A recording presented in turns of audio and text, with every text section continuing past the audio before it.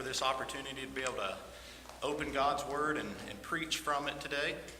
Back in the summer, we had VBS, and the theme that week was Jesus Does the Impossible. And one of those days, I had to teach the adult class, and so I thought I would share what I taught that day. So there were 6 people here, I think, this morning that were there that day, so I've got to apologize for them.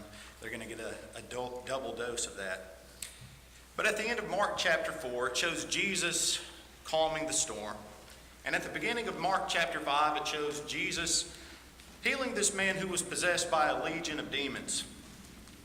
And that gets us to the section that we want to look at this morning in Mark chapter 5, verses 21 through 43. Mark chapter 5, verses 21 through 43. And so in studying this section of the Bible, some commentators have called it the St. Jude chapter of the Bible.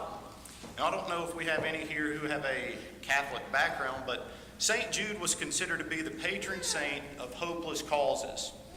And that's why when Danny Thomas made a hospital dedicated to taking in children with incurable diseases, he decided to name it St. Jude's Hospital. I think we're all aware of that hospital. And so consider some of the people in chapter 5. We see this man who's possessed by a legion of demons. We see a little girl who's about to die. And we see a woman who suffered from an illness for 12 years. These would all fit into that category of individuals who are facing hopeless causes, hopeless circumstances. And hopefully this morning, in studying this, Jesus doing the impossible, we'll be able to see certain areas of his power, as we're mentioned in chapter 4, his power over nature, his power over the spiritual realm, and now his power over disease and death itself. So let's go ahead and just dig into the text in verse 21 in Mark 5.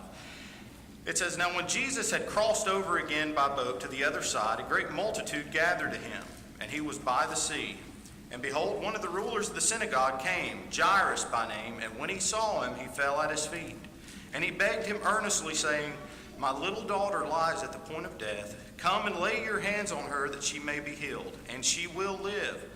So Jesus went with him, and a great multitude followed him and thronged him. Now a certain woman had a flow of blood for 12 years, and had suffered many things from many physicians. She had spent all that she had and was no better, but rather grew worse.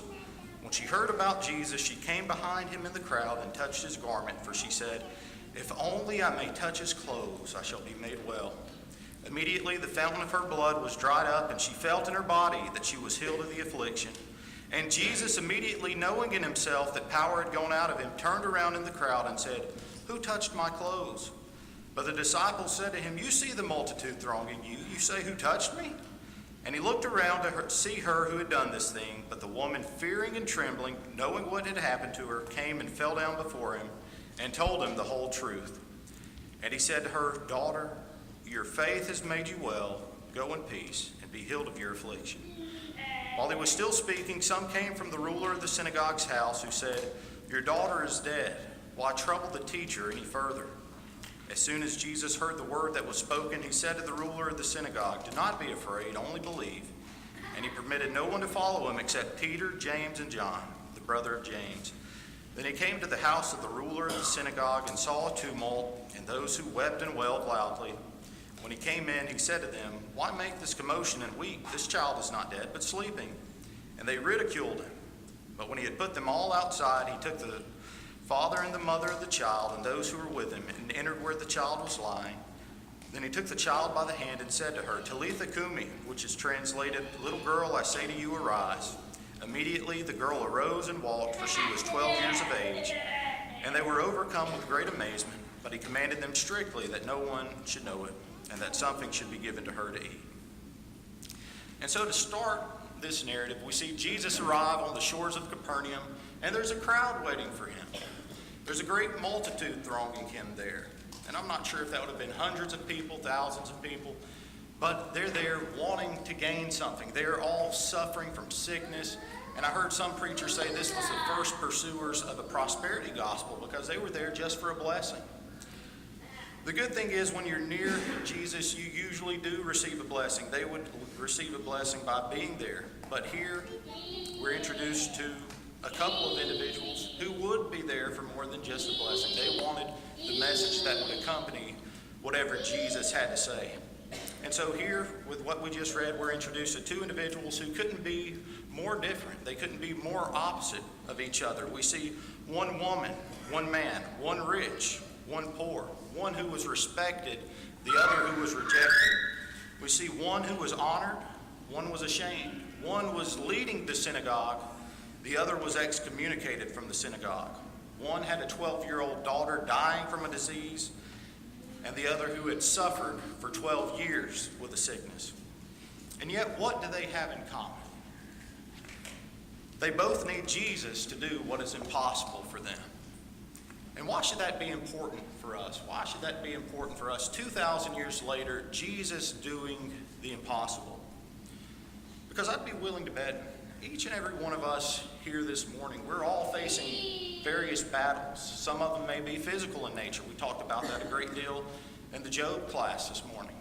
It could be of a spiritual nature. It could be of a mental nature. But seeing Jesus doing these things can give us faith, can give us confidence that he'll get us through whatever it is we may be facing. Now, it could be that some of these things may not be answered in this life, but we know that we have the hope of heaven where everything ultimately will be answered no matter what we're facing. And so here we're introduced to one guy, and his name is Jairus. Luke actually adds, because it would have been such a strange occurrence, now behold.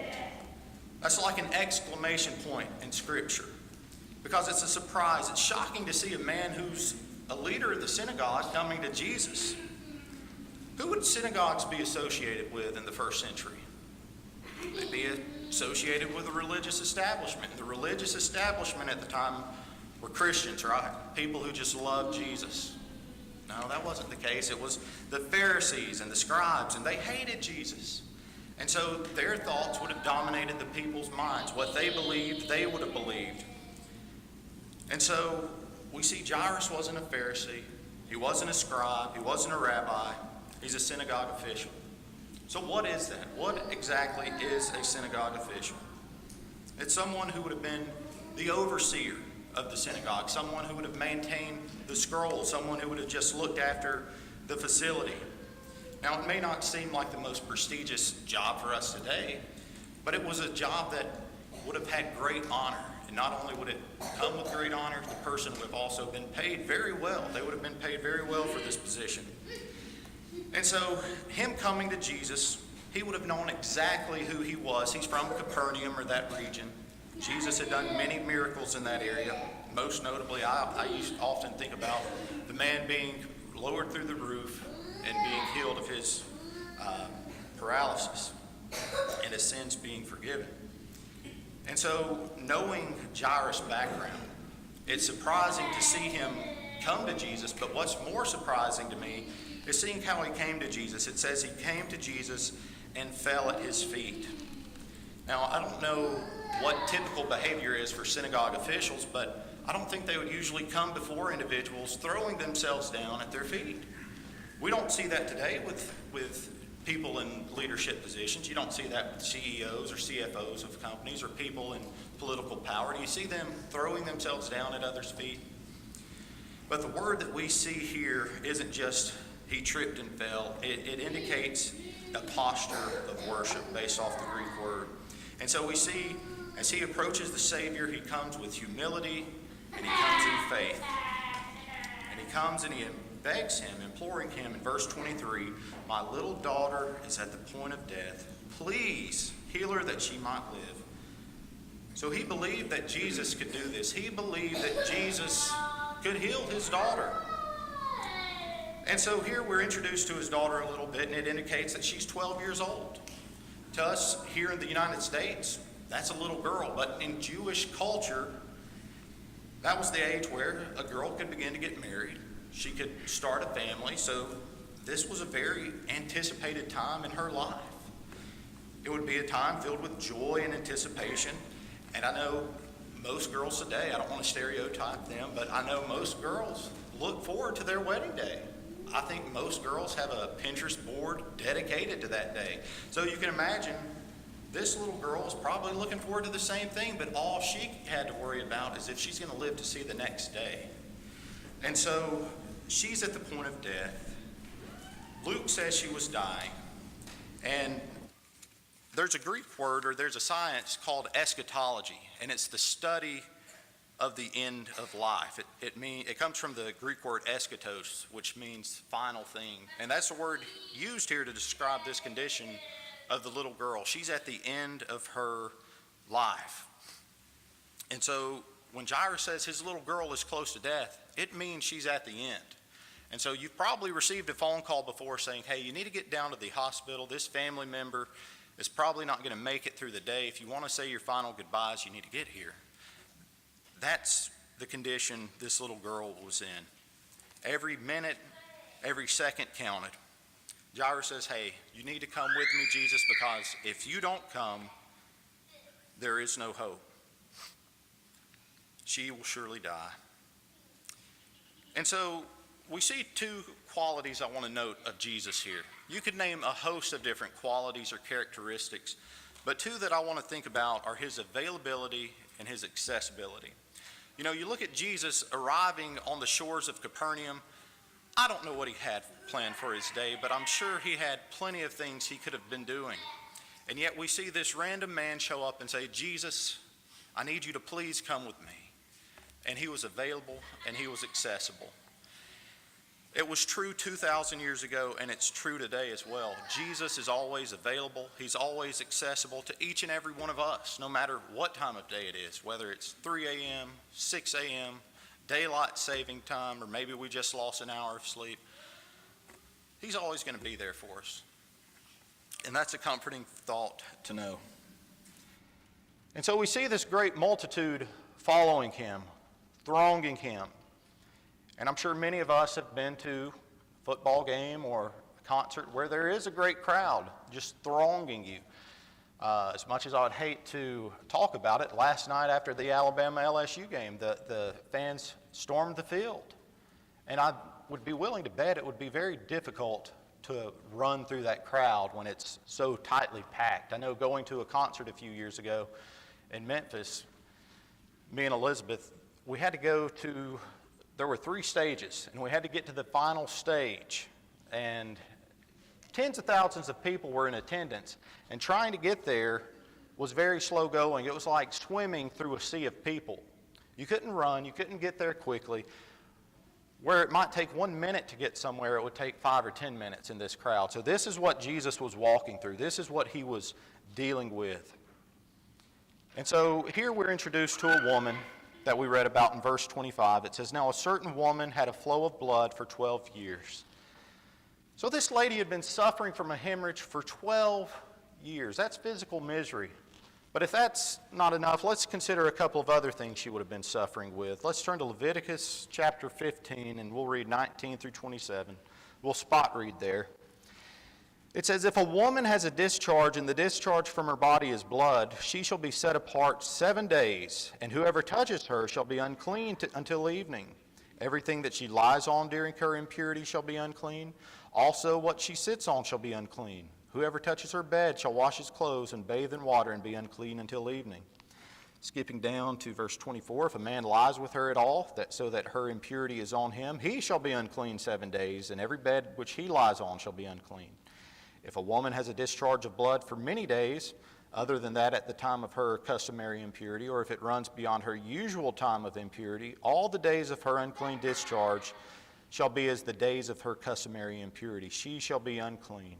Every bed on which she lies, all the days of her discharge shall be to her as the bed of her impurity. And whatever she sits on shall be unclean as the uncleanness of her impurity. Whoever touches those things shall be unclean. He shall wash his clothes and bathe in water and be unclean until evening. And so oftentimes when we think about lepers, lepers are the outcast of society. They have a community dedicated to them where they would live. And so this woman is in a similar condition. She is an outcast in society. She would have been an outcast as long as she had this hemorrhage. In this case, 12 years.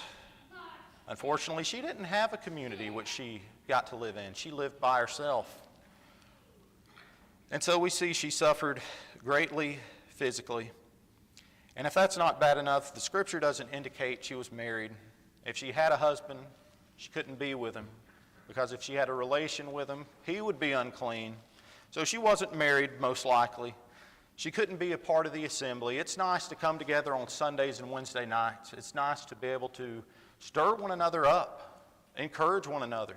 She couldn't go to the assembly. She couldn't go to the synagogue. She couldn't go to the temple.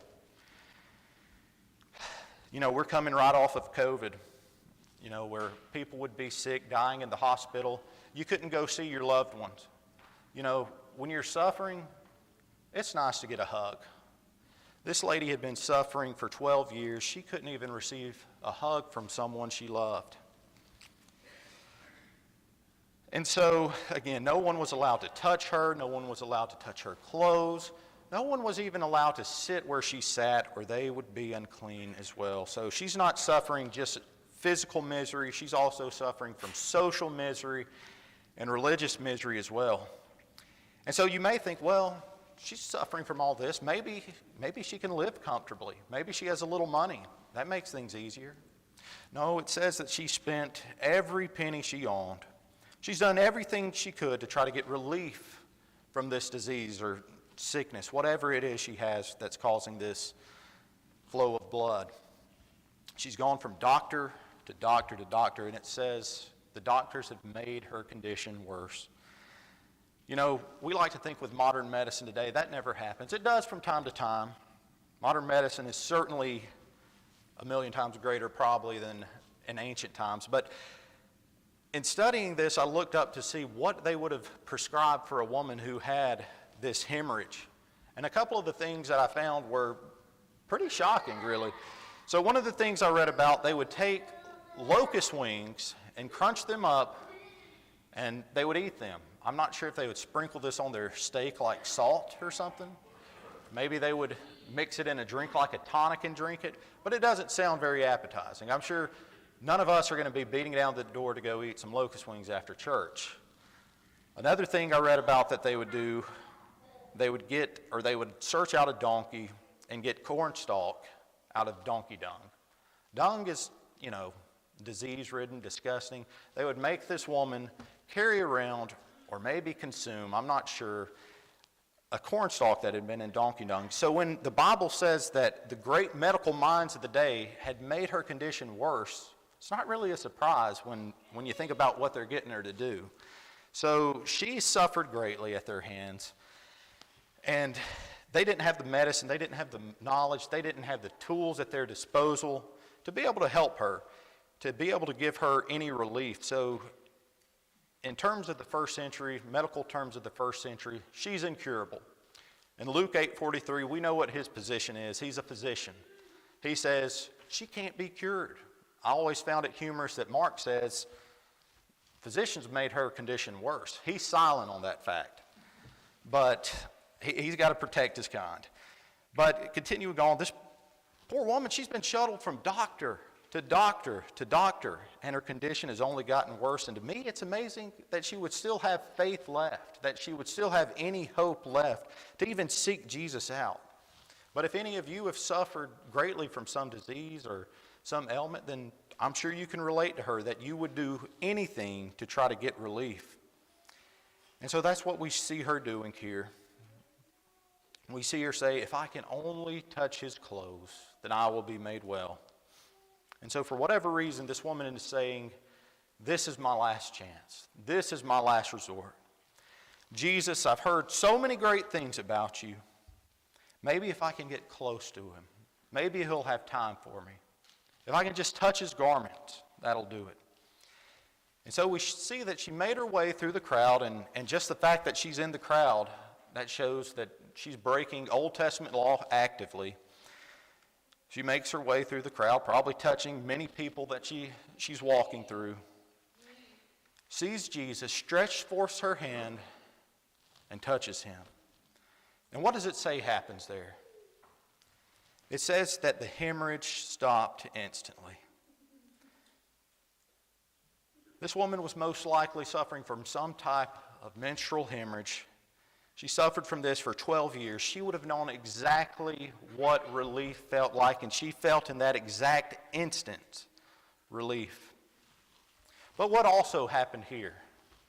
We see in verse 30, Jesus knew something happened as well. It says, immediately knowing in himself that power had gone out of him, turned around in the crowd and said, who touched my clothes?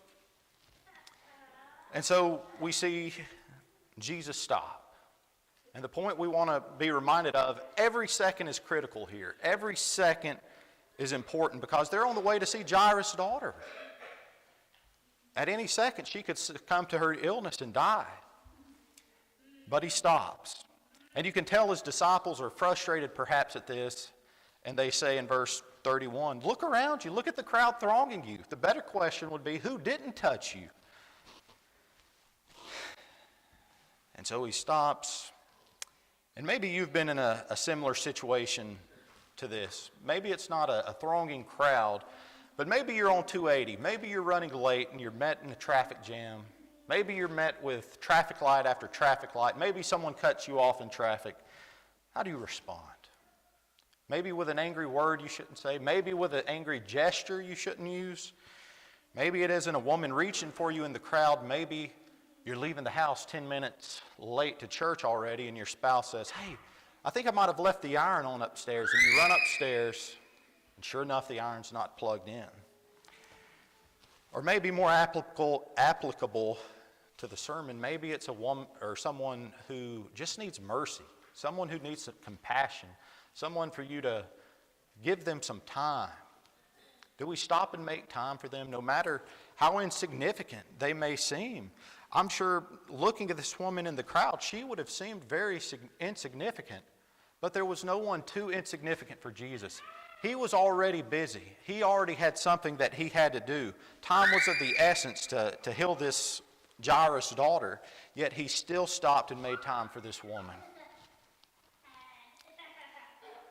And so Jesus stops, he scans the crowd, and he wants to know who has touched him. And it says that she came forward and she told the whole truth. That meant she would have told her story. She would have told him, I'm unclean, and according to the law, I've made you unclean as well. I've talked to a couple of different preachers about that, and they've thought, well, she touched his garments. He wasn't unclean. I've heard others say Jesus is the source of all that is clean. So just the fact that she touched him, we see her being made clean. He couldn't be made unclean by her. I don't know. But she would have told him, I've suffered from this sickness for 12 years. I've gone to every doctor in Israel, and they've taken all that I have. And we would have seen the confession of her sickness, the confession of her faith, the confession of her healing, and the confession for her need of mercy. And it says in verse 33, as she approaches him, she is in fear and trembling. Now, I'm not sure if any of you have been so afraid that you start to tremble, but it's not pleasant. Maybe some of you have suffered a panic attack before and start to tremble. It's not a fun experience. This woman is terrified. And in verse 34, Jesus says to her, daughter. If you have a highlight, it's noteworthy to highlight that because this is the only time in the New Testament Jesus addresses a woman as daughter. Imagine you being so afraid and Jesus coming to you and saying, my daughter, my son. Matthew, it adds, be of good cheer, take heart. Don't fret about this. Don't be afraid. It's okay. Your faith has made you well. He didn't say your touch has made you well, my garments made you well, but your faith in me has made you well. And so Jesus closes by telling her to go in peace. Peace is something that is only available to those who have made their peace in God. And peace is something that this woman has not known for 12 years. She has been in pure misery, physically, socially, religiously, you name it.